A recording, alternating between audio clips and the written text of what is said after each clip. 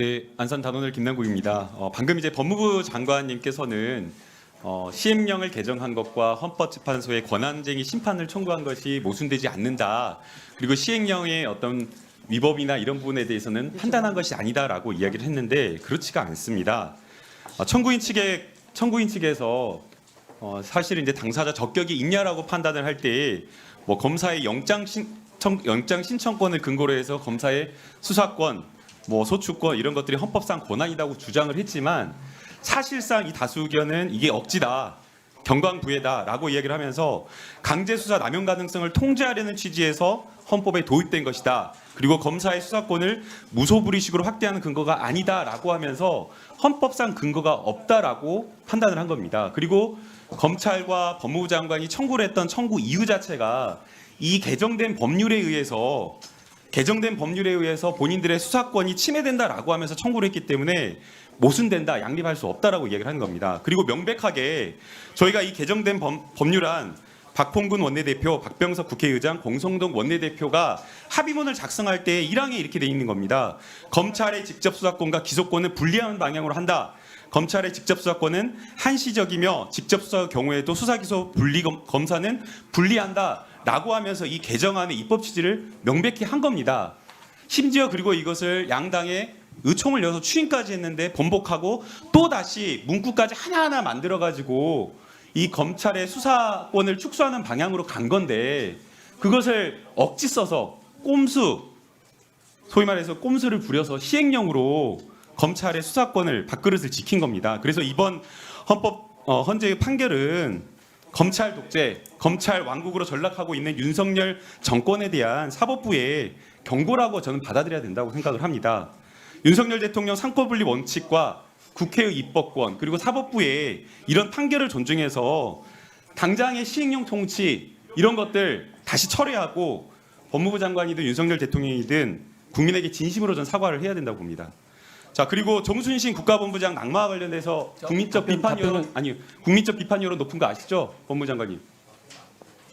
네, 아까 아니 그 말씀하신 충분하게 답변 들었으니까요. 또 반복되니까 시간을 아니 반복되지 않고요. 여러 가지 새로운 말씀하셨잖아요. 절약을 하죠. 자, 그 나중에 이야기하시고요. 인사검증과 관련되어서 책임을 통감하십니까, 법무부 장관님? 제가 말씀 아까 제가 책임감을 깊이 느낀다는 말씀 분명히 드렸죠. 개선을 해야 된다라는 거에 대해서는 공감을 하시는 거죠?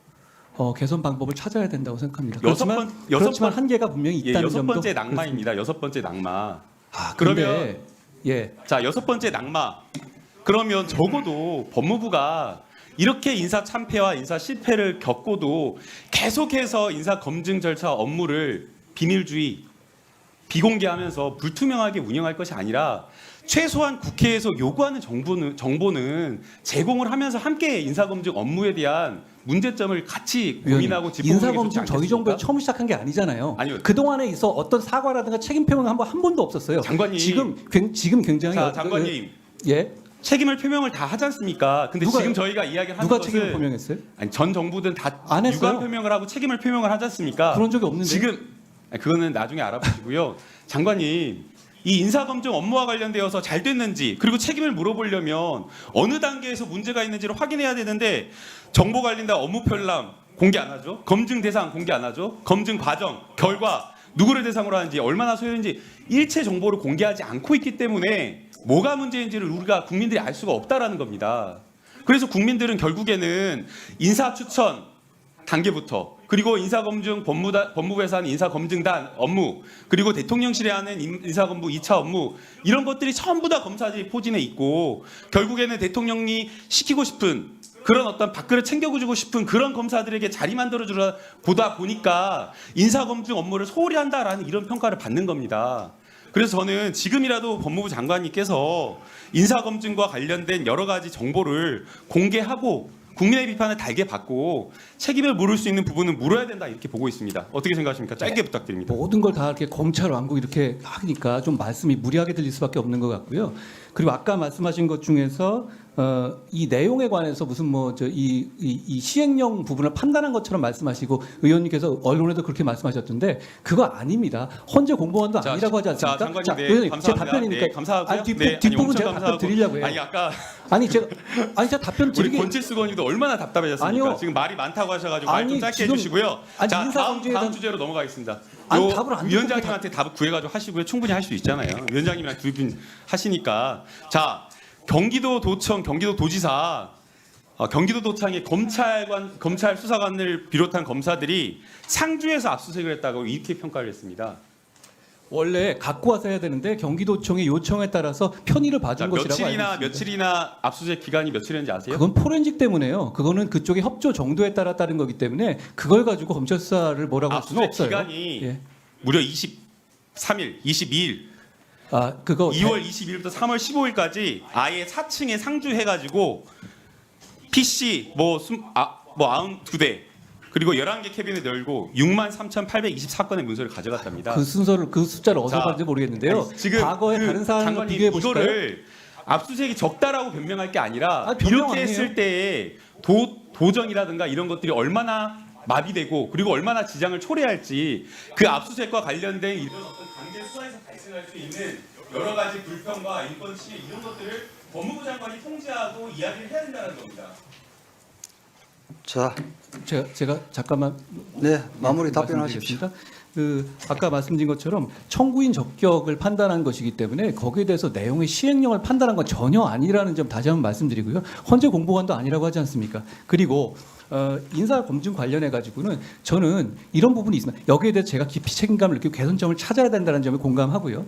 그렇지만 인사 검증이라는 게 사찰의 한계를 넘나들면 안 되기 때문에 그 한계 안에서 얻을 수 있는 성긴 그물이거든요. 그러니까 그걸 빠져나왔을 때 언론의 검증을 하는 것 이것도 어떻게 보면 넓게 보면 검증의 한 부분입니다. 이 말씀은 사실 제가 한 말씀은 아니고 문재인 대통령께서 취임 4주년 기자회견에서 하신 말씀이거든요. 저도 거기에 동감합니다.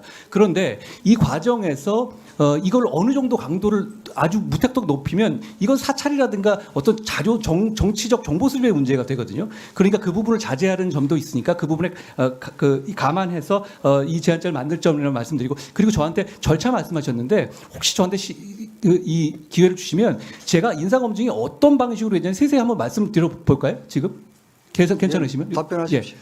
이게 이렇게 됩니다. 다 아실 것 같습니다만 한 자리가 있으면 한 자리에 여러 후보자가 있지 않습니까? 그러니까 인사 검증의 양은 굉장히 많을 수밖에 없습니다. 그럼 그 후보자한테 지금 이 대통령실 홈피에 올려져 있는 질문지를 보냅니다. 그리고 거기다가 동의서, 그러니까 개인정보를 동의한다는 내용, 가족들까지 해서 같이 보내서 거기에 서명을 하게 하는 것이죠. 그걸 응하지 않으면 인사 자체가 이루어지지가 않는 것입니다. 그러니까 거기에 항목대로 해오고 그리고 그건 누가 하냐면 그건 대통령실에서 합니다. 저희가 하는 게 아닙니다. 그러니까 저희는 접촉을 하지 않는 것이죠.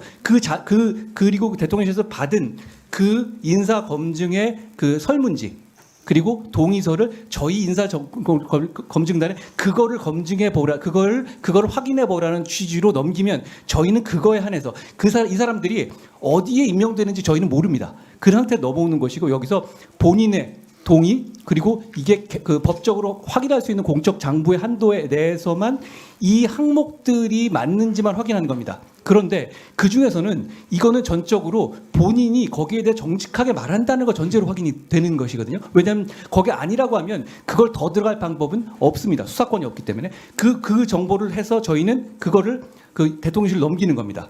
그런데 여기 하나가 절차가 더 들어가는 게 경찰 세평조사가 있습니다. 그 사람의 주변 상황이라든가 혹시라도 저희가 하는 이런 객관적 검증에서 누락되어 있는 부분에 대해서 소문이라는 걸 들어보는 것이죠.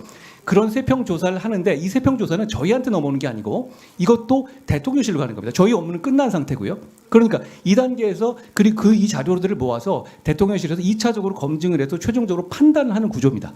이런 구조라는 점을 말씀드리고 그리고 매뉴얼 같은 경우는 이걸 주게 되면 이 후보자들이 보고 미리 대비하거나 어떻게 시험 공부를 할 거란 말입니다. 노하우에 관한 것이니까. 그러니까 이 부분을 공개할 수 없는 것이고 그리고 역대 어느 정부 중에서도 그거 인사 검 아니죠. 자 게다가 후보자 중에서 위원님 후보자가 한 명이 아니라 여러 명이죠. 그럼 이 사람이 임명되지 않았는데 임명되지 않은 사람들까지 정보가 다 있고 이렇게 되면 저희는 기본적으로 개인정보는 확인 후에는 업무가 끝난 다음에 개인정보는 폐기합니다. 그래야 되지 않겠습니까? 저희가 갖고 있으면 안 되는 거죠. 장관님 됐습니다.